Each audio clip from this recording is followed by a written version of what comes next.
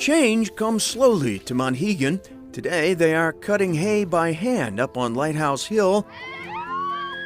The roads are still hard-packed dirt and cars are banned, though a proliferation of contractors' pickups has been raising eyebrows of late.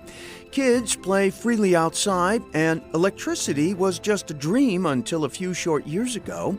The Trailing U, one of 3 hotels on the island and one of the last non-electrified holdouts, the main dining room still lit by lamp oil and candle. Thank you. We loved it. We loved it. We did, but I'm not sure I could go back to that now.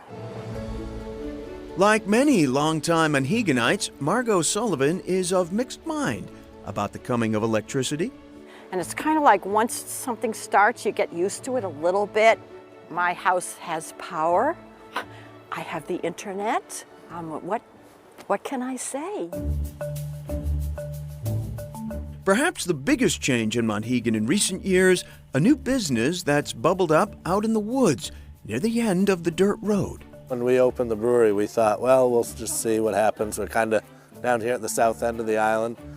Matt Weber and his wife Mary weren't sure what to expect when they opened Monhegan Brewing in the summer of 2013.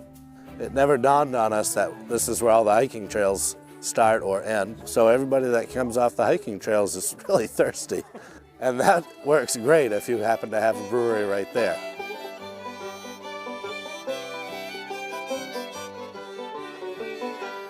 No tap room here. Instead, there is the trap room. Weber is a lobsterman in the wintertime. Like all islanders, he wears a number of hats. They've given me a badge, and it's in here somewhere. You see, this bro with the beer in hand is what passes for law enforcement out here. Weber is also Monhegan's constable. I would never put it on, but it is a cool, little dime store-esque, but yeah, that's love. If you see me show up at 11 o'clock at night, you've done something wrong. Most of the time, though, Weber's just trying to go with the flow at the new brewery. One of the things that we've heard, and it means more to us than anything really, is we can't imagine Monhegan without the brewery. This change has been kind of a no-brainer, I think. It's, we're not staying open late. We close at 6 because we want to go home and have dinner and watch TV too. So it's not a bar scene or anything like that. And I think people, once they realize what we were doing, they love it. One of Monhegan's most sacred spots, the Cathedral Woods, so named for the vaulted arches of its soaring spruce and balsam fir. But if the majesty is above, the magic just might be below.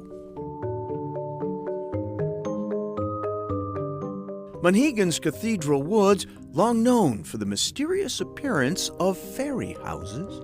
They've been there for a long time. You bring it up and people say, oh, my grandparents built a fairy house.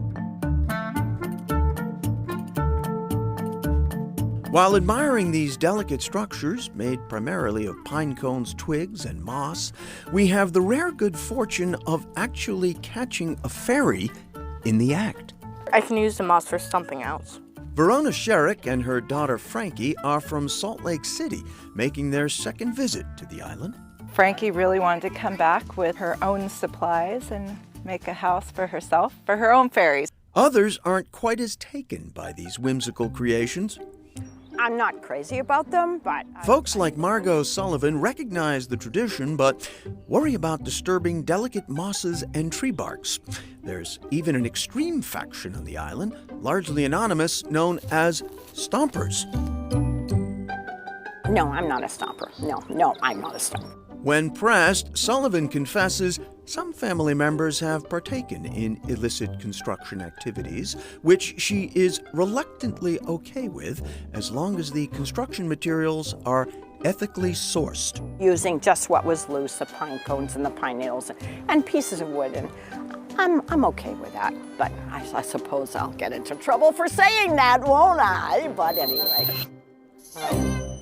All right, and back to Matt Weber of Monhegan Brewing. He says he's now got his own food truck in operation.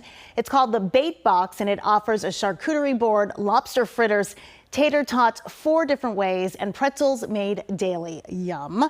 It's also open 7 days a week. Now, Monhegan Brewery is on the main beer trail, so Matt says he sees a lot of pilgrims willing to take a boat to get their next brew. Next, the innkeeper's first visit.